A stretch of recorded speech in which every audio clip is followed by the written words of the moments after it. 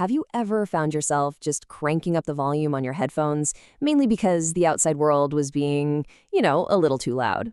I mean, we've literally all been there. You're trying to focus on work, or maybe you just really want to vibe with your favorite playlist, and the background noise is just driving you totally crazy.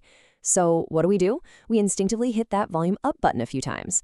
But have you ever stopped to think about what's actually happening inside your ears when you do that?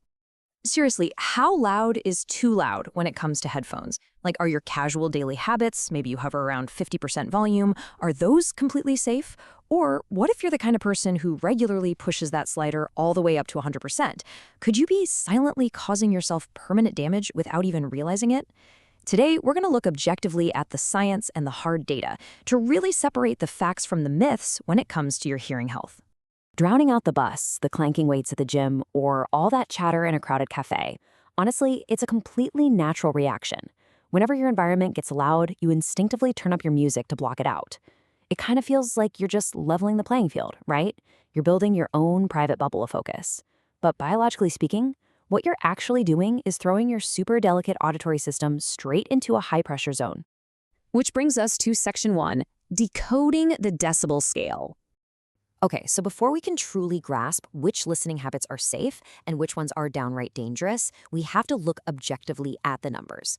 We need a reliable way to actually measure this invisible force of sound waves that we're blasting directly into our ear canals every single day. And the fundamental metric we use for this is the decibel, which you'll often see abbreviated as a lowercase d and a capital B. It's simply a unit used to measure the intensity of sound. This is absolutely crucial as it's the exact ruler we're going to use throughout this explainer to evaluate just how dangerous our everyday headphone habits might actually be. Okay, let's dive into this because this really puts things into perspective. A soft whisper sits gently at about 30 decibels, while your standard face-to-face conversation is roughly 60 decibels. Now, busy traffic, that jumps up to about 80 to 85 decibels. But here is the striking reality. When you crank those headphones all the way up to their maximum volume, they can hit anywhere between 100 and 110 decibels. To put that into perspective, maximum headphone volume absolutely rivals the roaring engine of a motorcycle or literally standing right next to the speakers at a ridiculously loud rock concert. Crazy, right? Now, what's really fascinating here is the math behind how we actually perceive that loudness. You see, the decibel scale is logarithmic, not linear. If it were linear, an increase from, say, 10 to 20 would just be a simple doubling. Easy enough, right? But because it's logarithmic, it scales so much more aggressively than normal numbers do. Meaning, a seemingly small numerical jump in decibels actually represents a massive, explosive increase in actual sound energy. And this brilliantly illustrates that jump. 10 times.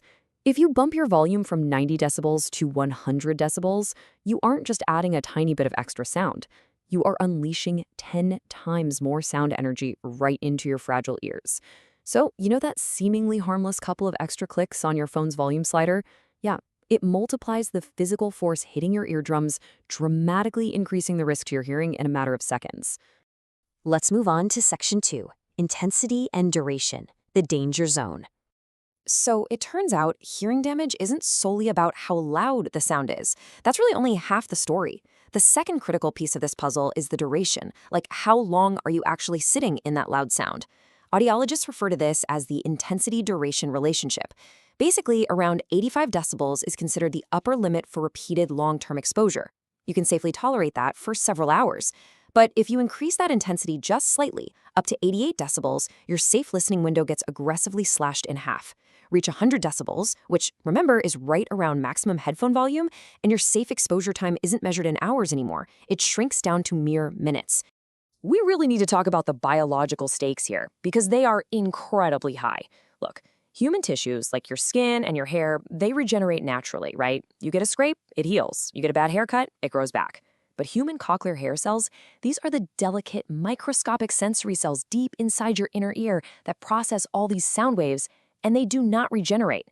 When loud sounds put excessive stress on these cells, sure, they might initially recover after a period of rest, but if you repeatedly overexpose them, they simply die. And once they're gone, they are literally gone forever. Which brings us to section 3, warning signs of damage.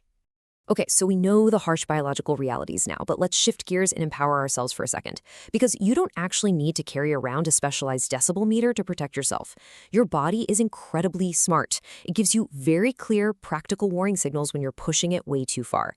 For instance, if you have your headphones on and you can't hear someone talking directly beside you, or if the people around you can clearly hear your music leaking out, your volume is too high.